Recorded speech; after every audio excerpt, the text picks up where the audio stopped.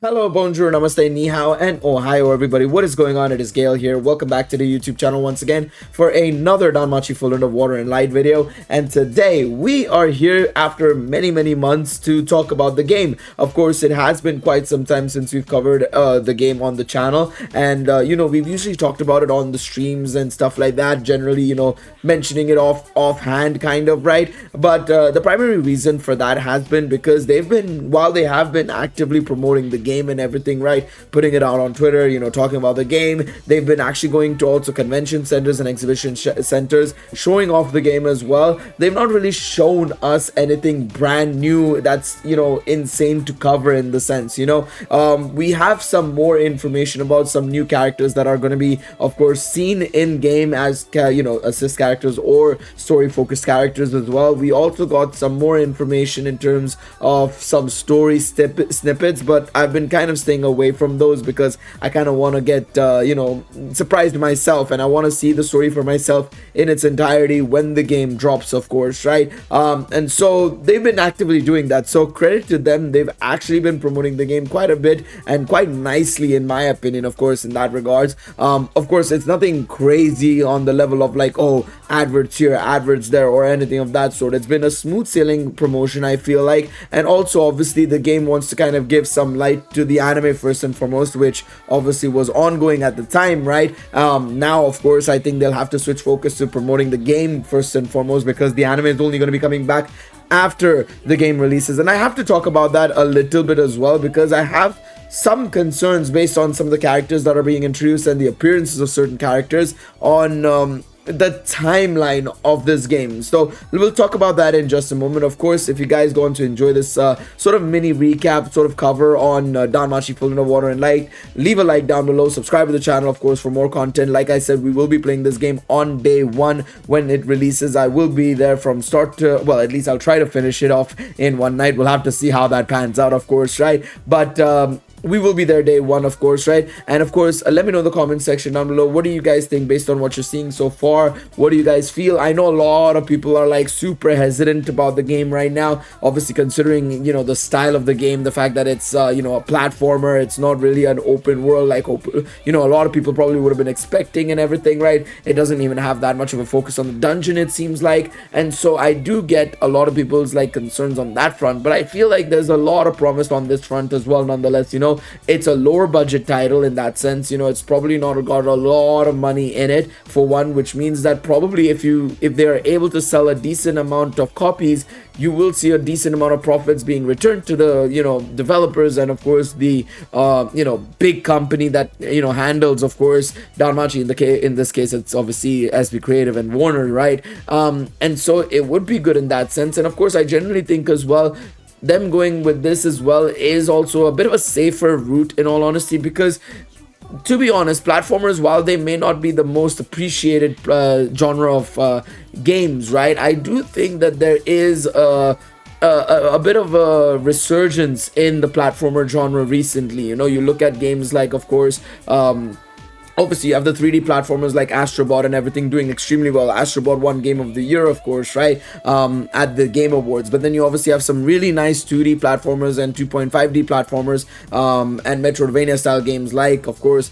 the likes of your Silk Song and so on and so forth, and Celeste and whatnot. So I do think that there is some promise here, and I think it all comes down to the pricing for me personally. At the end of the day, I think that matters the most, right?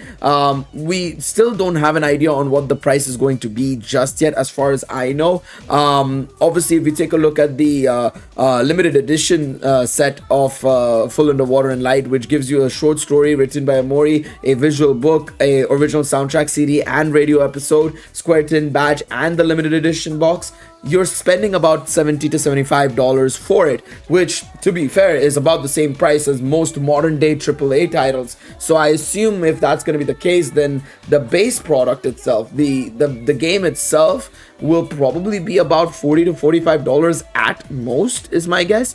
And that's a fair price, I think. I think that's a good price, to be quite honest, to keep it at. It's not too expensive, and it's not like dirt cheap, like $10-20. I think around a $30 to $40 price would be the sweet spot for me personally. I don't know about you guys, but I think that would be a great price for me, especially depending on the content that's available in the game and of course the story value. I'm willing to spend that much money, and hey, it's supporting the franchise as well, so I'm all for that as well. So no, I would love it if that's the case, of course, right? So for me, it's more about the price that matters the most. Now, I mean, I could probably check if there's any sort of like potentially like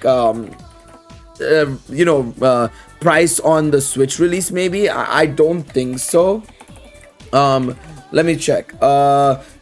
Doesn't seem like it. I mean, I could go to amazon.jp and maybe search for the game there. Maybe a physical edition of the game could be somewhere there potentially. I mean, I'd have to do this maybe. Let me just check 1 second. Let me just do this as well really quickly. Danmachi Danful, and let me just copy paste this, and we'll see if there's anything. I haven't actually actively looked at it, and we can see here. Okay, this is great. Okay. Wait.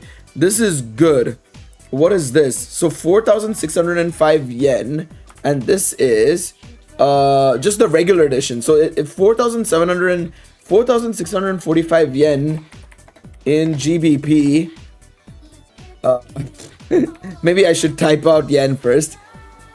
$25 for the game is way better than I thought. I assume this is obviously Amazon and everything, right? I assume once I actually, change it into Steam and everything, and they'll probably do that, it'll probably be $30 to $35. So a price of about $25, I'm okay with. That is more than fine for me. I think that'll be actually very good. If it actually ends up being $25 on all platforms, Steam and Switch, and also globally as well, thumbs up there.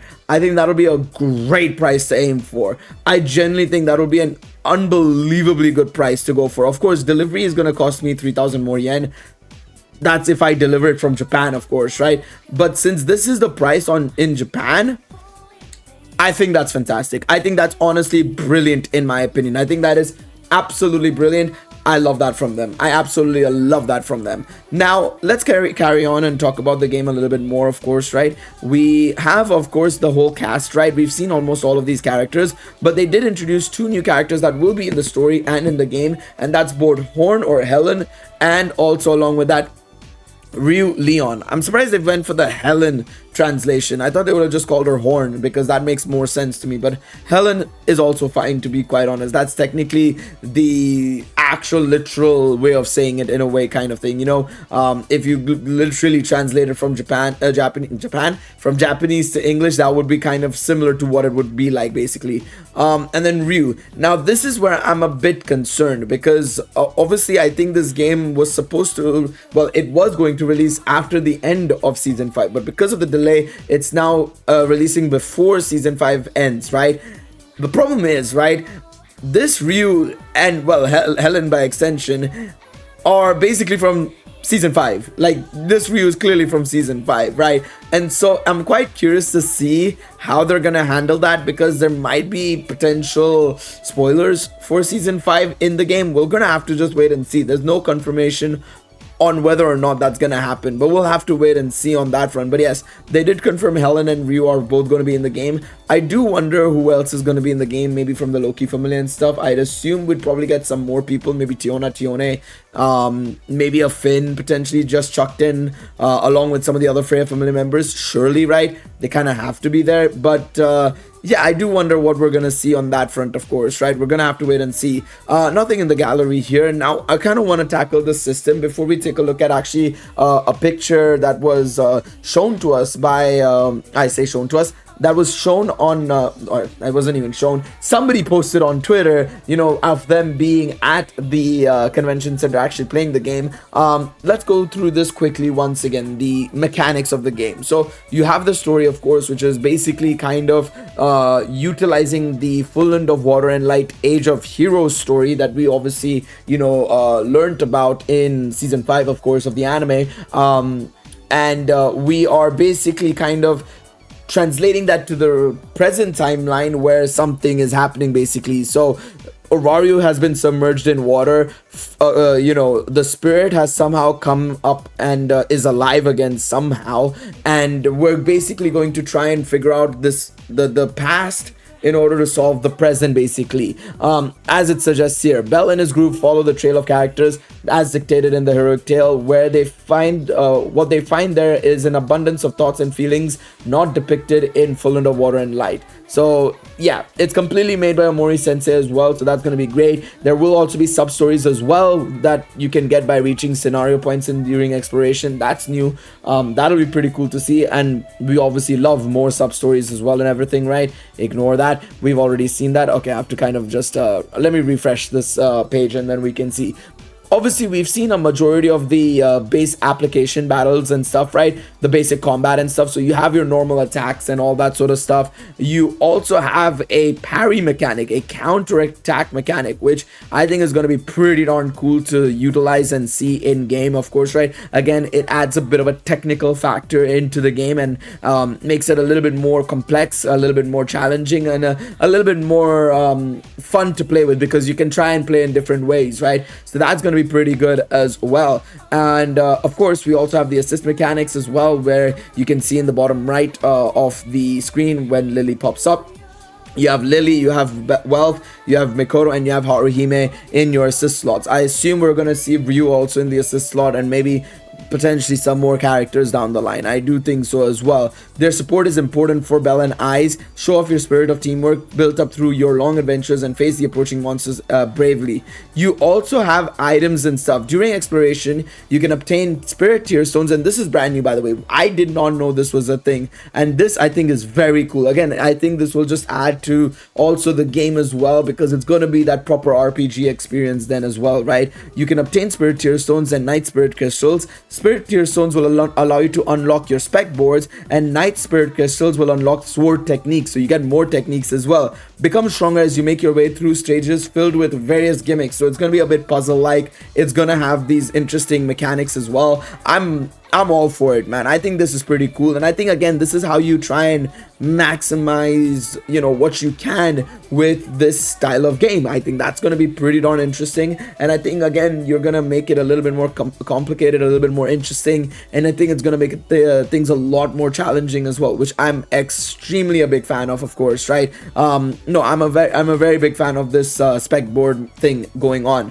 Now we're back on Yandex. I just had to do this quickly so that it's easier for me to put it up on screen and everything without having to go too crazy and like, oh, click a picture, translate everything individually and everything, right? So this is the menu, of course, right, of the game, which I ain't gonna cap, by the way. I'm just saying, very Persona 3 Reload. I'm not gonna lie, very Persona 3 Reload with the blue and, you know, the way Bell has been designed and everything. That's quite cool in that sense. But if you see on the left hand side, you've got your character, which I assume is where you can probably do maybe some stuff with equips potentially. Obviously your assist selection and so on and so forth. I assume that's got to be you know, involved in some way, shape or form. Specification board, of course, as well, which is your spec board, which we saw a second ago. Your ability tree, that is. The map, so you'll be able to get a map of the place you're in right now. Obviously Bell is in submerged Orario 1, it seems like, and there's a search rate as well, so there's an exploration rate, so you have to kind of get 100, you can get 100% in the exploration rate. That's gonna be something I'll do, I'm a big fan of, and I'll be doing, of course, trying to get that 100% in all the maps that we're in, of course, right? Library, so I assume that's where you get your sort of like your I assume your sub stories and your main story recaps and all that will be there, of course, right? Your systems, so your settings and all that sort of stuff, audio settings, video settings, and all that jazz. And then you have the rest area. So it looks good, I'm not gonna lie. I like the look of this. The more I'm looking at it and the more I'm seeing it, right, and just, you know, factoring that $25 price, obviously I'm not gonna say it's gonna be $25. I'm still gonna look at it as potentially $35 to $40 inflation rates and all that sort of jazz and all that you know, malarkey. I'm gonna say it's gonna be $35. We'll just aim it for $35. And honestly, I still think this is going to be absolutely worth it. Honestly, I think that's going to be amazing, and I'm very excited to be playing this game, man. I am so excited to be playing this game. But yeah, let me know what you guys think in the comment section down below. I'm curious to see what you guys have to say. I mean, let me just see, actually. I'm curious. So if I were to do 7,004 yen to GBP, I just wanted to do this quickly. even if I get it delivered to me, but this is obviously going to be delivered only on March 2nd, so it's too far away. It'll still be 39 pounds. So I'm going to assume it's going to be around 39 pounds. Let's say 39 pounds is what we're going to be looking at. So $40 basically, which is spot on as to what I was expecting it to be if that's the case. Again, I'm not saying it is going to be $40. Just aim for around about $25 to $40 is what we're looking at basically in terms of the price, which again, perfect, in all honesty, absolutely perfect. But yeah, let me know what you guys think. Of course, right, we're only a month and a half away from the game coming out. I'm very much looking forward to it. I hope you guys are as well. And yeah, like I said, I don't think you should judge it immediately by how it looks. I'd say have a look on how everybody else feels, of course, right? I'm going to be playing it, and maybe some other YouTubers and stuff will be playing it. Maybe your friends might be playing it. Make a decision then, and then buy the game is what I will say. Don't buy the game just because, you know, maybe, you know, it's just Danmachi. If you don't like the look of the game, if you don't enjoy the game, that's also a fine thing to do, is like, you know, just skip out on the game and just watch other people play it. Maybe you might not enjoy the style of game at all, no matter what, you know, you're not willing to give it a chance, and that's also fair, I think. You know, at the end of the day, it comes down to your preference. So if it's not to your taste, absolutely fair. But I think considering the price and everything, it's not a $70 game, of course, right? There's no chance it would have been a $70 game. The fact that it's a cheap game comparatively, it's an indie title kind of style game, I think there's a lot of promise here for them to do something good here, and we're gonna get a good story from Omori Sensei as well. So yeah, for me, I'm very much looking forward to it. Yeah, but let me know in the comment section down below. Again, I want to see what you guys have to say. Thank you guys so much for watching this video. Again, it was just a quick recap I wanted to do about the game, you know, see what I've missed out on, see if I've not covered something. But man, yeah, no, I'm happy. I'm happy I kind of made this video, because I actually actively forgot to check the JP Amazon website to kind of, you know, get an idea of what the game's price might be. But yeah, let me know your thoughts. Thank you guys so much for watching. I'll see you guys in the next one. Take it easy, everybody. Bye bye.